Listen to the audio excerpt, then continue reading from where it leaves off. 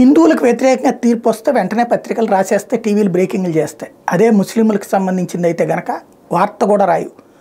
ఏమైనా పత్రికలు హైలైట్ అవుద్దేమో అంటే చూస్తే అవలేదు. ఇప్పుడు చూద్దాం. శుక్రవారం ఇచ్చిన తీర్పు ఇది. అందరికీ సమానంగా విద్యను అందించే దిశగా అలహాబాద్ హైకోర్టు చారిత్రాత్మక తీర్పునిచ్చింది.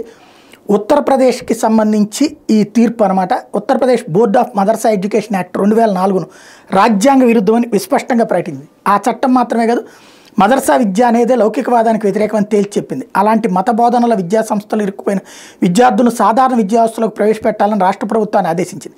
జస్టిస్ వివేక్ చౌదరి, జస్టిస్ సుభాష్ విద్యార్థులతో కూడిన ద్విసభ్య ధర్మాసనం మదర్సా విద్యా చట్టాన్ని రాజ్యాంగ వ్యతిరేకమని పేర్కొంది. మదర్సాలో చదువుకుంటున్న పిల్లలను సాధారణ విద్యను అందిస్తున్న పాఠశాలకు మార్చాలని ఉత్తరప్రదేశ్ ప్రభుత్వాన్ని ఆదేశించింది.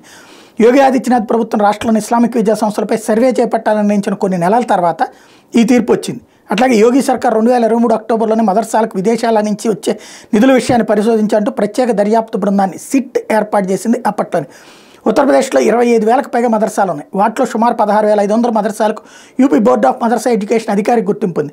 అంశుమాన్ సింగ్ రాథోడ్ అనే వ్యక్తి అలహాబాద్ హైకోర్టులో యూపీ మదర్సా బోర్డుకు వచ్చే నిధులు, వాటి నిర్వహణ వ్యవహారాలను సవాల్ చేస్తూ రిట్ పిటిషన్ దాఖలు చేశాడు. మదర్సాల నిర్వహణలో కేంద్ర రాష్ట్ర ప్రభుత్వాలకు చెందిన మైనార్టీ సంక్షేమ శాఖల పాత్ర తదితర వ్యవహారాలను కూడా ఆ పిటిషన్ ద్వారా సవాల్ చేశాడు. ఆ పిటిషన్ తర్వాత 2023 డిసెంబర్లో అలహాబాద్ హైకోర్టు డివిజన్ బెంచ్ విద్యాసంస్థల నిర్వహణలో పారదర్శకత ఆవశ్యకతను నొక్కి వక్కాణించింది. మదర్సాల నిర్వహణలో అటువంటి పారదర్శకత లోపించిందని ఆందోళన వ్యక్తం చేసింది. అంతకుముందు 2019 అక్టోబర్లో Mohammed Javed versus state of Uttar Pradesh and others writ పిటిషన్లో కూడా మదర్సా బోర్డు నిర్మాణం, దాని పనితీరు గురించి పలు సందేహాలు లేవనెత్తుతూ హైకోర్టు ఆందోళన వ్యక్తం చేసింది. ఆ సందర్భంగా హైకోర్టు కొన్ని ప్రశ్నలు కూడా వేసింది. ఇప్పుడు దానికి కొనసాగింపు ఈ తీర్పు అని చెప్పాలి.